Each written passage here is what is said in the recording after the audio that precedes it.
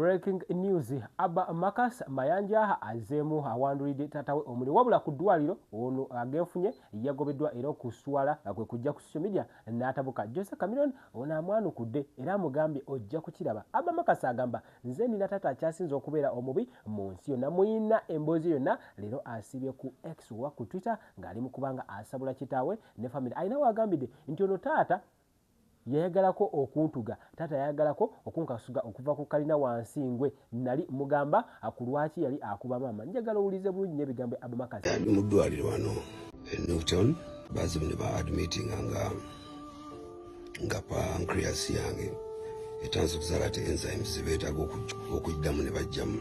Ndi wano nninda surgery yange nti ndya ebibala neerwanako nefaako ndabe nti naagobulamu mukwata kukimukwata bulungi.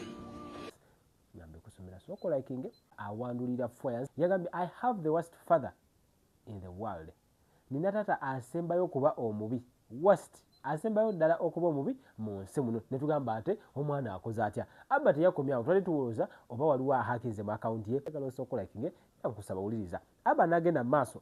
Nobody was there when my dad spit over my face or hung me over a balcony and threatened to kill me. Teri yaliwo katate kano kankanzeemu. Aba Marcus agamba nti teri muntu yenna yaliwo nga taata we ayagala okumutuga, nga taata we ayagala omukaswa okuva ku balcony. Balcony muzimanyi? Abalina kalina oba alaba wonna ekizimbe eyo space gye balekako ng'osobola okulaba eri tusobola gikozesa nga balcony. Kale tugikoleze bw'eti example.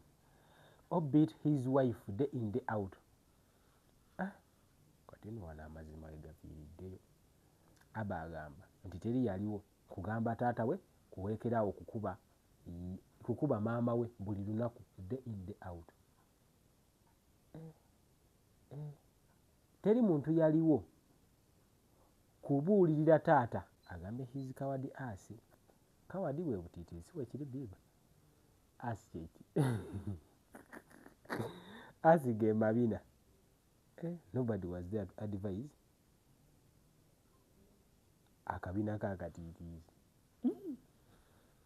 Abanga mukambwe n'agenda mu maaso tugende mpola bambira hanzi. Ono omusajja agamba ono omuvubuka oba omwana oba omusajja kubanga agambye atandika okukola ku myaka 14 kitegeeza musajja. N'agenda mu maaso n'ayongerako n'agamba bamuyita Aba Marcus Mayanja. I don't want nobody advising me. I held so much shit in my heart for too long. Kyekigambo kiri FUCK hypocrisy and FUCK everyone's opinion. Ima express myself whoever the FUCK I want to unapologetic. Aba Marcus mukambwe ekyo kigambo ekimanyi ekya F wandiika UCK agamba sagala muntu yenna ambulirira maze omutima gwe gubadde munnyukivu okumala akaseera akawanvu kati muleke neeyabye. Oh my goodness. Aba Marcus Mayanja asibye asabula taata we ku mukutu ogwa X. Njagala tutambule mpola. Ayina ne WhatsApp messages ekyewunyisa ono omwana mukambwe ayina WhatsApp message ng'ayogera nti taata wabula ng'engeri gy'amuddamu agenda maaso n'agamba anti nga mmaliriza majority mwena oba abantu mwena muli mu kubanga muli mu kunziriza muliro olw'ebigambo byange wabula njagala okubakakasa nti ku myaka 14 nga nakajja mu America natandika okubanga noonya ekikumi. Omusajja nga yagamba nga alabirira omwana agamba yanoonyanga ekikumi ne maama we okubeezawo ye kennyini era engoye zonna z'alina agamba yazeegulira. Tugende mu maaso. Bigambo ya Aba Marcus Mayanja agamba a simple psychology class will explain that term further. My goodness. If you think the shit necessity and toxic parents do is justifiable under circumstances, all I can do is pray for your kids. Oh my goodness. Ono omusajja mukambwe kati Patrick Salvador n'asooka agenda n'amuddamu buli obwedda agezaako okujja ng'amuwerawo.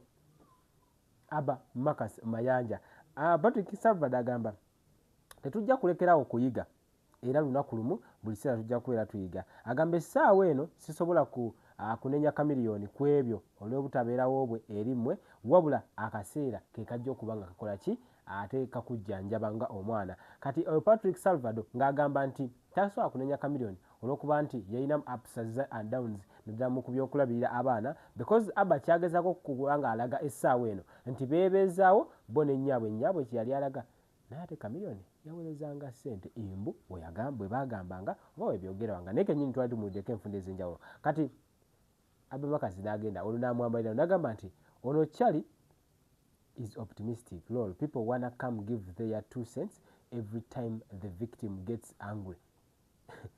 Onunamuwerawo. Abantu baagala okukozesa omukisa naddala abo abalumizibwa singa baba bavuddeyo okuba nga beerwanako. Abba Makazi addamu Patrick Salvador yagambye njagala tutambule mpola wabula kusaba owulirize, njagala ompe komenti omwana ono ebigambo byali mu kugamba nti kamiliyoni alaka yali talabirira bano baana okusinziira ku ono byagamba, kuba kati yayise victim nti naye avuddeyo okwogera. Kati agamba no one is ever there to advise the abuser. Teri abeerawo kubanga abuulirira oyo aba azza emisango oba oyo aba anyigiriza abantu. Mu kali akaseera life ain't unicorns and rainbows. I've been optimistic for as long as I could remember.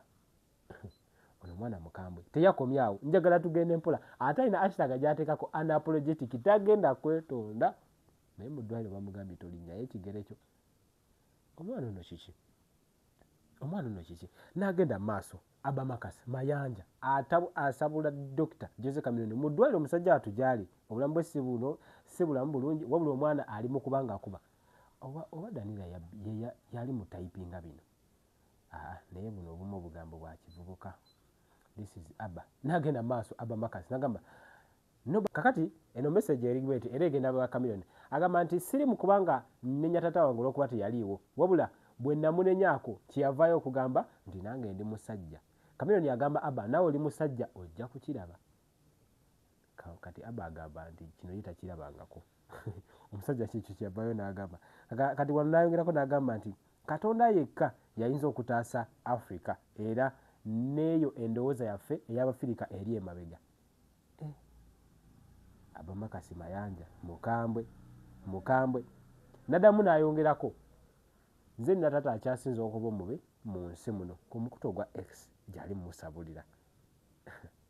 Abba Makazi mayanja njagala ombulire kati njagala kusembera bino bingi nnyo byawandiise wabula ndowooza olw'obudde kansooke nsummarizing mpolampola. Ngenda kuwa Wizo Manizo leero abadde ku live n'ayogera ku bulwadde bwa Chameleone n'ayogera na ku biki ebigenda mu maaso. Muyina awo eddakiika 3 n'ambirira Wizo Manizo Shizo. Chameleone, he was rushed to the hospital and the first thing he did, instead of communicating to his kids, he ran to TikTok live. Lol, natekawo buyimoji obuseka. Mu Chameleone bamudusiza mu ddwaliro bwe yakomyewo engulu kyeyasoose okukola mu kifo kyosooka akubire ku baana be. Chameleone yaddukise buddusi ng'anyiga ka live tu ng'agenda ku TikTok. Abba Makazi ebintu bye tebigenda kuba nga biggwa wabula agamba nti talina muntu yenna gwagenda kutirira n'ebyo advice byonna byo temumala obudde kubanga ajja kubawa. How if you're gonna get oppressed about what got to say on my social media? Don't forget I'm a public servant like my dad. He must say whatever the hell I want to on my account. My goodness, if you don't like it, kick rocks. Wano netuwaga ffe wano wetuwagira biba okitegedde. Kati n'ayongerako n'agambye akamu kategedde akakale kankaddiremu kati ni mu Luganda. Sirina gwe ngenda kutirira, ngenda kwogera buli kimu gino emikutu gyange era sirina gwe ngenda kukola ki kwerabirayo singa nnaaba waakwogera. Agamba nti nange ndi mukozi public servant abati mukozi waaki mukozi naye nono gwembuuza naye. Okay, public servant like my dad. Ffenna tuli bantu era tuweereza ki tuweereza mmwe ensi nga kitange bw'ali nange bwe ndi oba kati yagwa mu kategori ki kwa tata wetu Kibanyi Muyimbi.